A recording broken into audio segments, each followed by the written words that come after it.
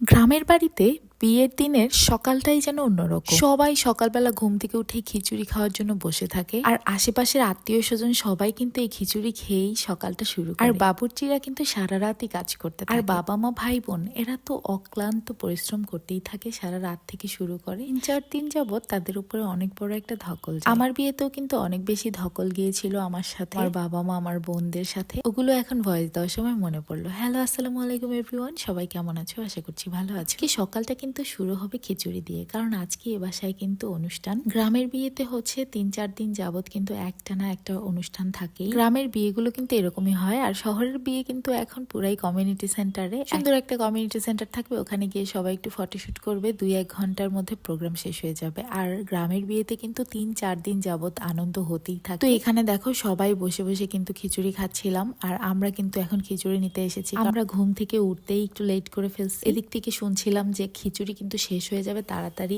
আসো। তারপরে দেখলাম যে না, খিচুড়ি এখনো শেষ হয় নাই, মাত্র স্টার্টিং। আমাদের উঠানোর জন্য এইসব কথা বলা হয়েছে।